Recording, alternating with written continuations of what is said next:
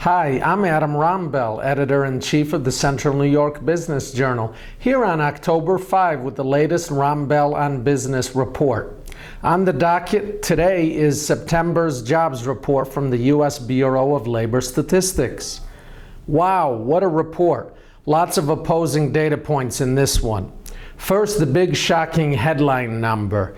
The unemployment rate fell to 7.8% in September from 8.1% in August. Forecasters had been expecting the rate to actually rise to 8.2%. 7.8% is a 44-month low in unemployment.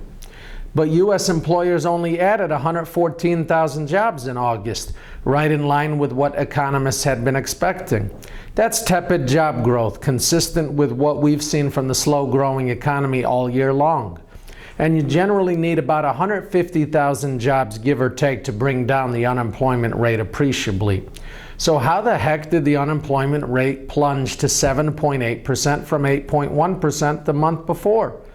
Well, the answer lies in the two different surveys used to generate the monthly jobs report. The survey of employer establishments produced the 114,000 jobs number.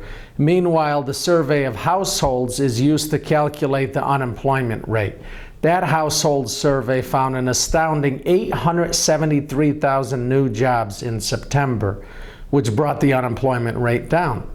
The problem is 582,000 of those positions were people employed part-time for economic reasons.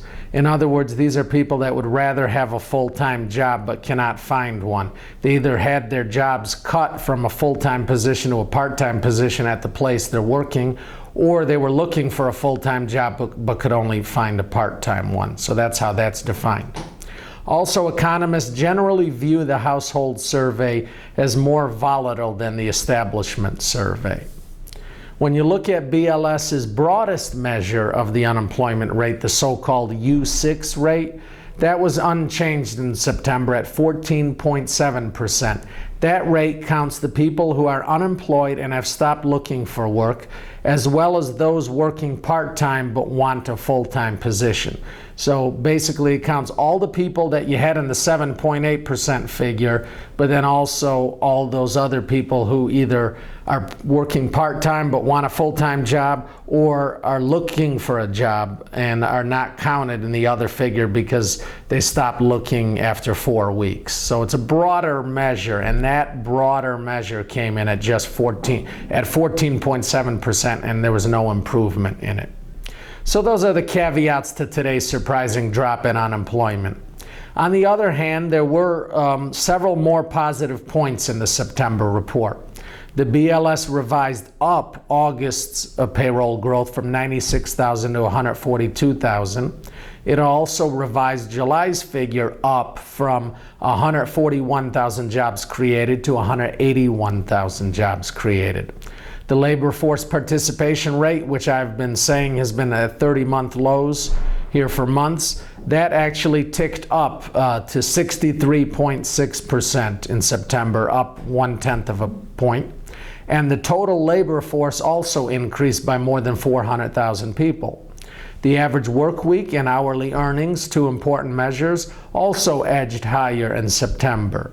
Healthcare added the most jobs with 44,000 positions, while manufacturing lost the most jobs with a decline of 16,000. Locally, we'll get the jobs data for September for New York State and the metro areas on October 18.